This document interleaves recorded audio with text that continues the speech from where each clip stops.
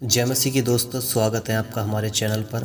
आज हम बात करेंगे एक गंभीर और जटिल मुद्दे पर, जिसका नाम है आजीवन कारावास। एक ऐसी सज़ा जो व्यक्ति की पूरी ज़िंदगी को प्रभावित कर देती है। लेकिन क्या आप जानते हैं कि इसे क्यों दिया जाता है और क्या होता है जब किसी व्यक्ति को यह सज़ा मिलती है? और क्या राज्य सरकार इस सज़ा को माफ़ कर सकती है?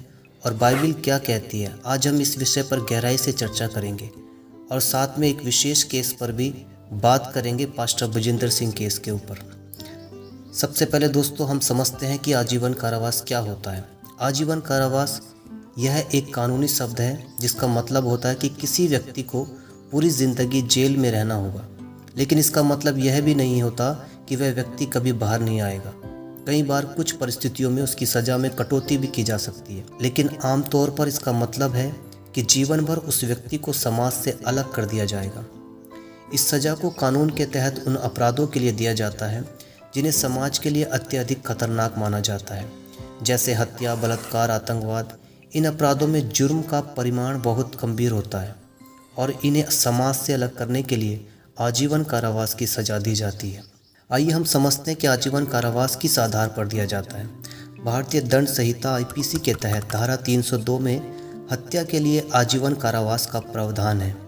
जब किसी व्यक्ति ने किसी और की जान ली हो तो उसे मृत्युदंड या आजीवन कारावास दिया जा सकता है।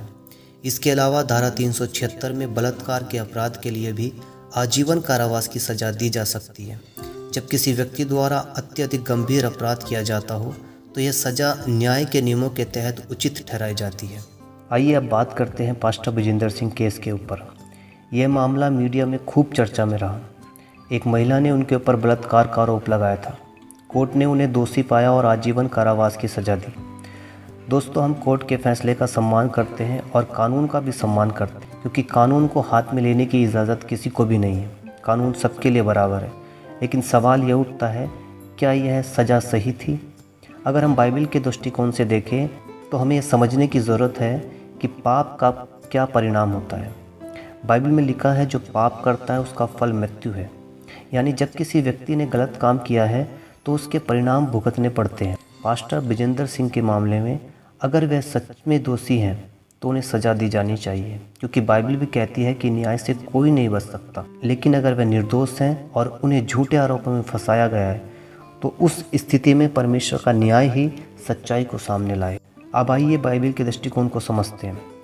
दोस्तों, बाइबल में साफ तौर पर कहा गया है, जो पाप करता है उसे सज़ा मिलती है। लेकिन इसका मतलब यह नहीं कि हर व्यक्ति को जीवन भर की सज़ा मिलनी चाहिए। बाइबल में कई उदाहरण हैं जहां परमेश्वर ने अपने अनुयायियों को माफ़ किया। दोस्तों, यीशु मसीह ने कहा लूका की पुस्तक उसका 23 अध्याय 34 वचन में, हे पिता, इन्हें क्षमा कर, क्योंकि ये नहीं जानते ये क्या कर रहे हैं। यह दिखाता है कि अगर कोई व्यक्ति पश्चाताप करता है तो उसे माफ़ी मिल सकती है। अब हम पास्टर बजिंदर सिंह के केस में निर्दोषता के पक्ष पर बात करते हैं। कई बार जब मीडिया में मामले आते हैं तो उन्हें एक खास तरीके से पेश किया जाता है। क्या यह संभव है कि वह सच में निर्दोष हो? क्या यह संभव है कि उन्हें झूठे आरोपों में फंसाया गया हो? अगर हम यूसुफ की कहानी देखें जो बाइबल में है, तो वह भी झूठे आरोपों के कारण जेल में गए थे, लेकिन अंत में परमेश्वर ने उसे मिस्र का प्रधानमंत्री बना दिया। आइए अब बात करते हैं राज्य सरकार की भूमिका के बारे में। सीआरपीसी की धारा 432, 433 और 433A के अनुसार राज्य सरकार के पास यह अधिकार होता है कि वह किसी दोषी की सज़ा को माफ़ कर दे, कम कर दे या रोक लगा दे। लेकिन यह तभी किया जा सकता है जब कुछ शर्तें पूरी हों, और यह न्याय प्रक्रिया से होकर ही होता है। कुछ लोग कहते हैं कि आजीवन कारावास का मतलब 14 साल होता है, यानी कि जिस व्यक्ति को आजीवन कारावास मिली हो वह 14 साल के बाद छूट जाता है।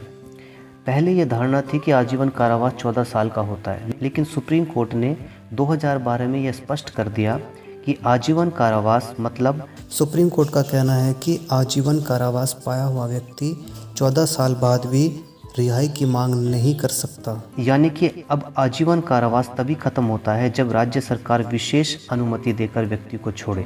आइए बात करते हैं कि उस व्यक्ति को राज्य सरकार कब रिहा कर सकती है जिसको आजीवन कारावास की सज़ा मिली हो। नंबर 1, दोषी ने 14 साल से ज़्यादा सज़ा काट ली हो, उसका व्यवहार जेल में अच्छा रहा हो, समाज में उसके वापस आने से कोई खतरा ना हो, मामले में गंभीर अपराध जैसे रेप या आतंकवाद ना हो, धारा 433 से कहती है कि रेप जैसे अपराधों में 14 साल से पहले रिहाई नहीं दी जा सकती। कुछ लोग ये सोच रहे होंगे कि बजिंदर सिंह केस में राज्य सरकार क्या कर सकती है।